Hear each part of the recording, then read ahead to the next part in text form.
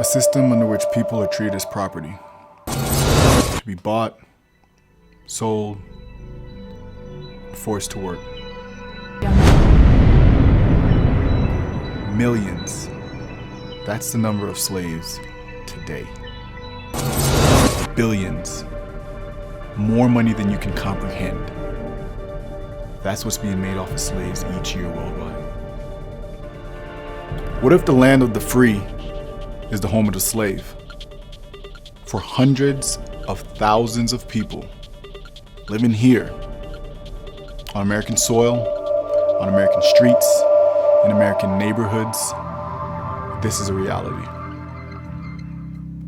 We've been taught that slavery ended in 1865, but today it has a different name: human trafficking. People from other countries are being brought here to be exploited. And yet, the majority of traffic victims in our country are Americans,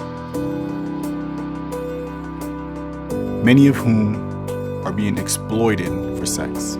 I need you to understand, the average age of these victims is 13 years old. These are our friends. They're your classmates. It's affecting so many people and so many lives. What do we do about it? How do we help this? How do we fix it? You gotta know what's going on. You gotta see what's happening around you.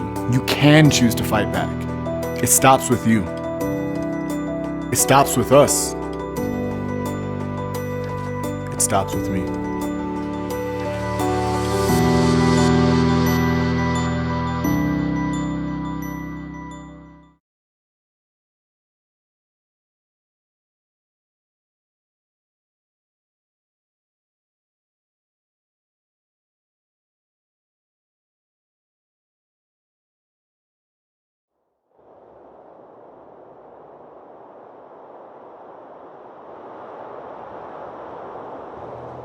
It started when I was 12 years old.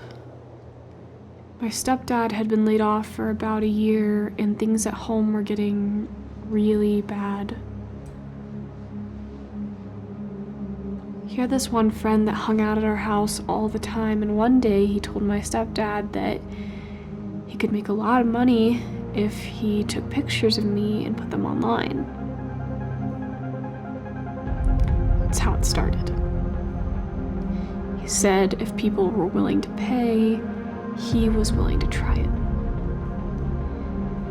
He said it was the only way that we could take care of my family, and that if I didn't do it, he would make my 10-year-old sister do it.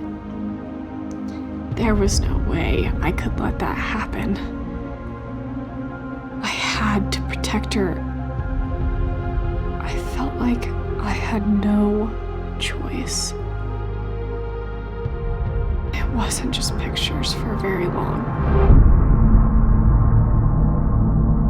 Pornography is a leading contributor to sex trafficking. It breeds addiction, which can lead to purchasing sex. Many actors in pornography are victims of exploitation, and many of them are minors. I hated my home life. My dad left before I was born, and so it's just my mom taking care of my sister and me. And I know she had it hard, but she was never really there for me. She was always drinking, and when she was drunk, she would scream at us and hit us. She blamed it all on us. She told us that we were worthless and that we ruined her life. I was so angry at everyone. So I left. I decided things would be better for me on the street. I stayed with a friend for the first couple of nights, and then another one after that. But after a couple weeks, I ended up on the street. This lady came up to me and asked me if I needed help. She seemed nice, She told me that I could stay with her and her boyfriend. I thought I would give it a try.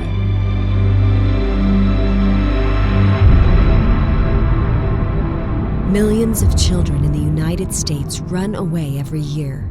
Most of them are running away from abusive situations at home.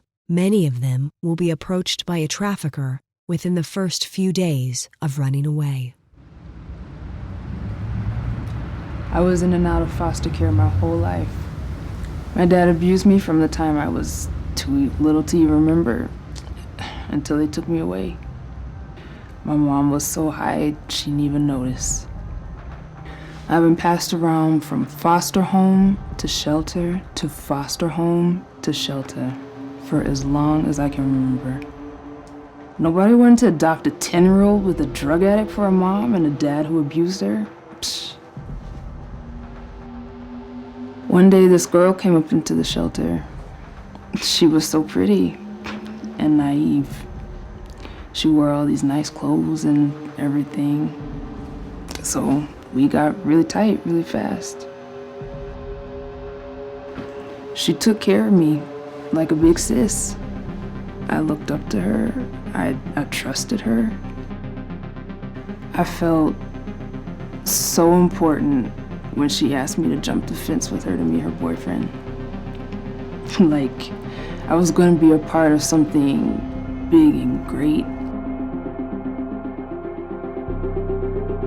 Many victims of sex trafficking have been displaced from the home at some point in their lives. Some of them are recruited by other victims who have been manipulated into doing so.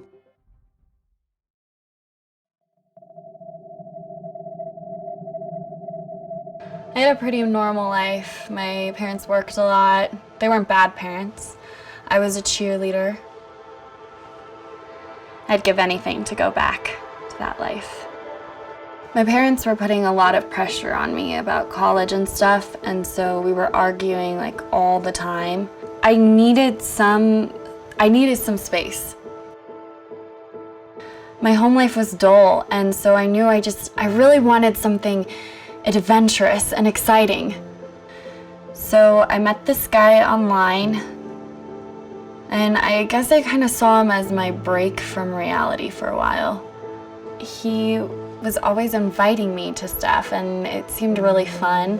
I felt like he understood me better than anyone. The internet is a growing tool used by human traffickers and other predators to lure teens into relationships for the purpose of abuse and exploitation.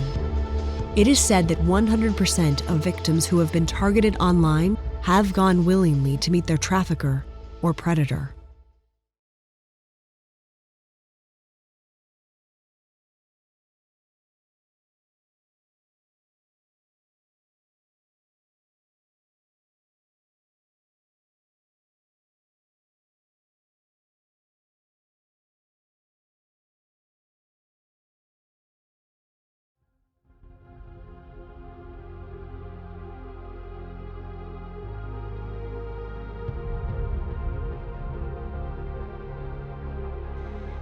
Went from pictures to videos after about a month.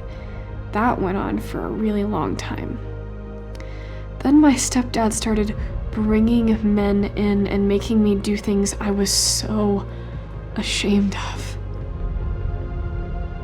He made me watch other porn too, so I would know what I was supposed to do.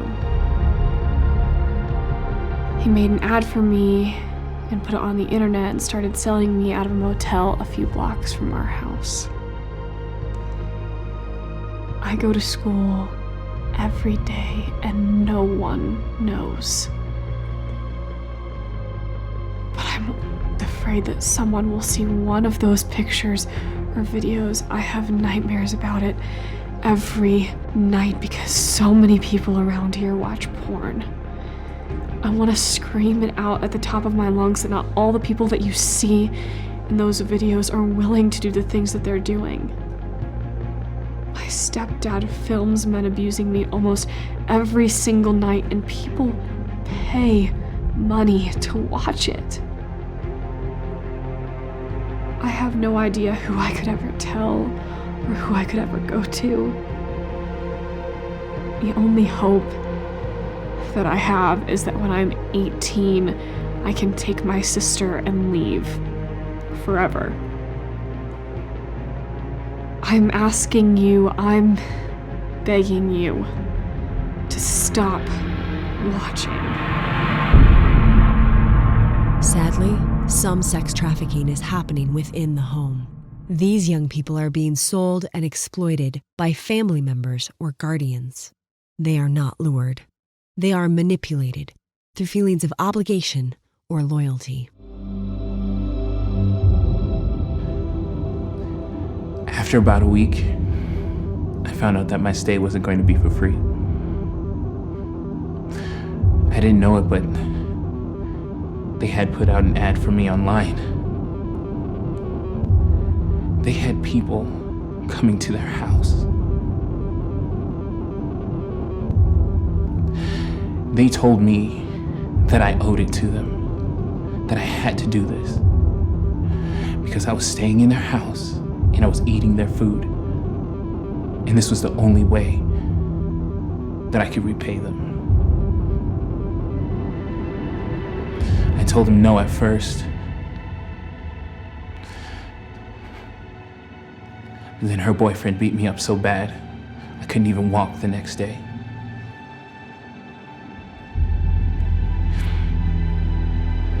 They're always watching me. They even have girls doing this. They all think this guy is their boyfriend. It's like they've been brainwashed. I'm gonna run. I just have to find the right time.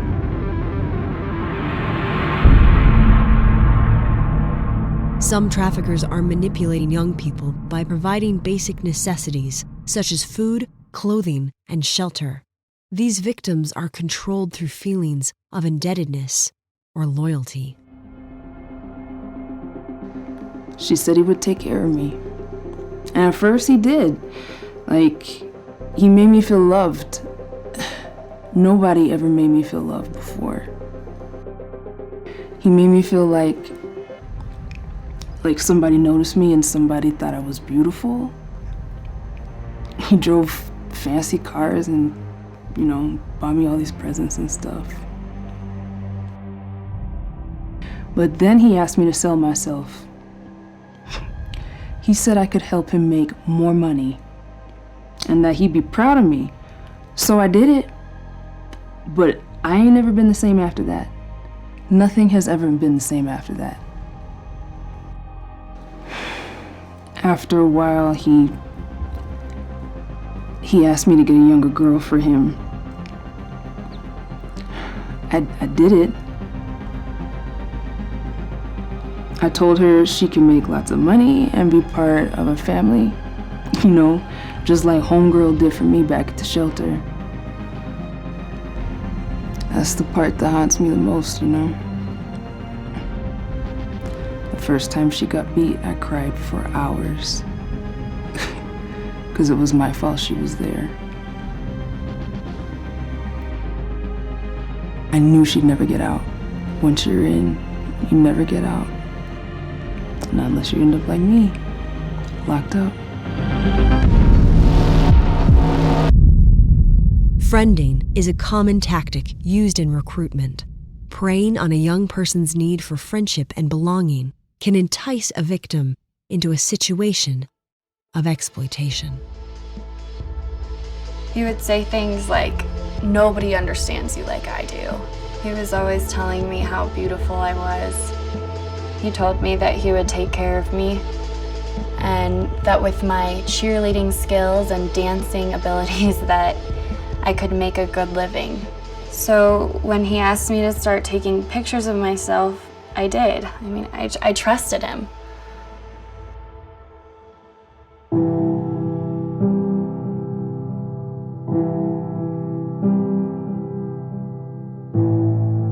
And then he kept asking me to leave with him. So one day I had this huge fight with my parents, and that was it. I left. The first couple of days were great, and everything seemed perfect. But then he changed.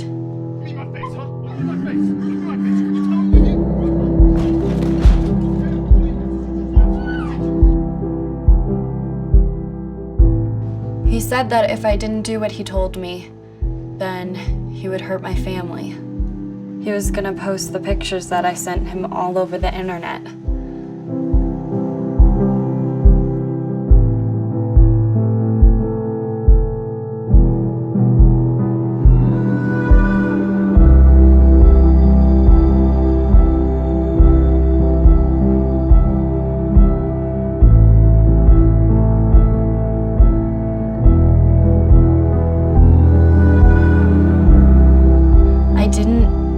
What else to do. Sometimes I dream about going back home, but I can't. My parents would be so ashamed of me. I can never go back.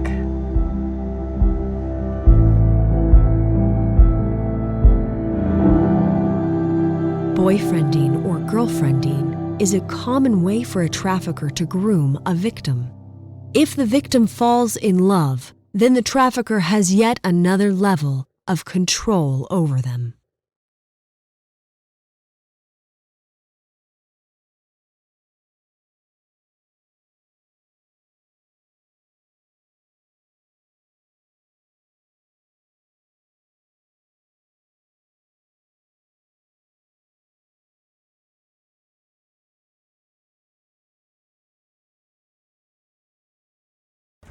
What is this villain that has taken over our homes, our cities, our countries, our world? Images of glamorous seduction, screaming loudly, getting up in our faces. A facade, a misperception, a truth hidden, lurking silently in dark corners, unseen, right before our very eyes. An injustice, an evil so appalling, thriving just beneath the surface, preying on the vulnerable, oppressing the abused, stealing the future of those who are innocent and unaware. When will we see the truth behind the disguise of enticement? The emptiness behind the eyes of those on the other side of the screen, or even the hollowness of a girl dancing on a pole? When will we see the emptiness of those who are walking the streets? When will we see the truth in these images? That take captive our thoughts, that abduct our innocence. When will we look further? To see those who can't be seen, to notice those who aren't noticed, to love those who aren't loved, and to fight for those who have no one else to fight for them. Well, now we know. Now we see. We will step out. We will step up. We will speak out, and we will speak up. We will be the voice for those whose voice has been silenced. We will not shy away from speaking about the things that are afflicting our society. We will stand against what people say is normal and acceptable. We will speak out the truth. We will fight for the future we know we have. We are valuable. We have purpose. We are the future.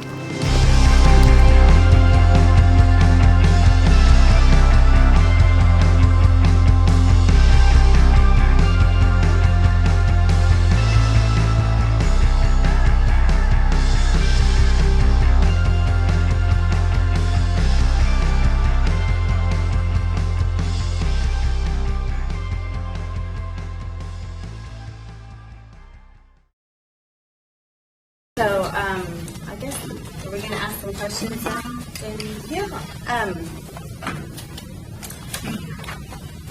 And personal, as far as my organization, I would like to know where you would ideally see this type of a curriculum fitting in your schools. Is this something would you be willing to let grad students come in and teach the course? it's written with a facilitator's guide, and we're hoping to be able to do PDs and also just trainings so that your own counselors and staff can teach the curriculum in the school. It doesn't have to be one of us. So that's one of my questions. So the idea is with, because I know in the schools, one of the major concerns is your time, your classroom time. So we're looking at 4 45-minute modules. Is that correct? Yeah, I mean, we As did far as it. the Yeah, delivery, that's the ideal delivery, is to go into a classroom. That's preferable over a school assembly, but a school assembly is fine too. we did launch at Broken Arrow. Well, at all 3 actually. We launched the curriculum within assembly, but it doesn't have to be done that way. It can just. So knowing about, is there interest in having this at your school?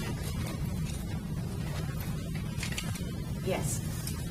Well, I work with 8th graders in Norman, and we have a program that we've done for many years now called My Body, My Life. It's a collaboration between the Norman Police Department and our school. And we had, there's a process to get something like that that's approved within the district. My Body, My Life teaches girls self-defense strategies and talks about rape prevention and how to take care of yourself, cyberbullying, that kind of thing. And I think it started with Officer Moore going to the Director of Guidance for our district, and I'm sure it went through some curriculum review. Do you remember?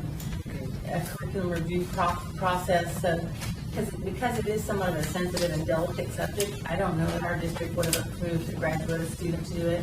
But I'm a guidance counselor, and it was approved to be implemented with, as long as a counselor was there with the Norman Police Department people that had training on that subject.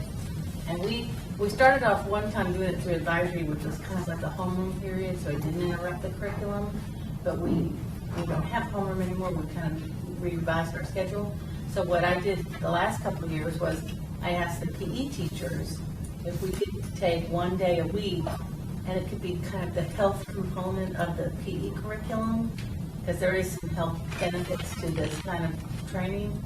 And they literally teach self-defense strategy, like how to break free of your grab and stuff like that. And Mr. Officer Moore came and talked to our PTO, and even had a day when he had allowed PTO moms and their daughters to come together to a Saturday training, because you had to win over the hearts and minds of the women involved, so to speak. And then they felt very comfortable with it because they saw what he was doing and what the plan was. And we've been doing that at my school for some time now. And the numbers grow every year for the number of girls that sign up that want to take it. That's great. And it's right before high school. Well, it is a great time to do it. They're 13 and 14. Well, another thing that Annie had talked about is, they're doing the training, and we certainly wouldn't have people go in that weren't ready to go in. Right. And I talked about in my classes actually doing some practice workshops before we actually go into the community. But they would go in pairs. It wouldn't be one student by themselves. And again, they're graduate students. Many of them are my same age. You probably have to start at the top and get administration on board for them to have that trust factor, to be willing to put it into the school. So here's a question. In your district, if they were able to start at the top and get approval, would it fit into as maybe what you're already doing as part of like what you're doing as an additional module throughout the school year? It's a similar content, and I was able, Mr. Moore, Officer Moore was able to get that into the schools, and it was somewhat well received. We had, I don't know what was on the news, we had some issues with rape in the city of Norman at one of our high schools, and I think that brought to the forefront looking for curriculums that would help with some sensitivity training about this, not sex trafficking as much as rape in general. And so I think that sometimes that we're looking for the right program with the right message to train our young men and boys, not just girls and boys, how to protect themselves and how to be wise, make good choices, so not putting themselves in harm's way. My question is, can it be a modified training instead of the 45-minute line. Because I think of a program I'm involved with in my district where we have groups come together after school and they have different topics of discussion during those sessions, and it's a family group. But I don't know if we can handle or serve the 4 modules. Yeah, and we have these videos as separate stories as well. So, we can always work with different groups like that. And we've been told that, and Paula does Girl Power, which is a similar thing.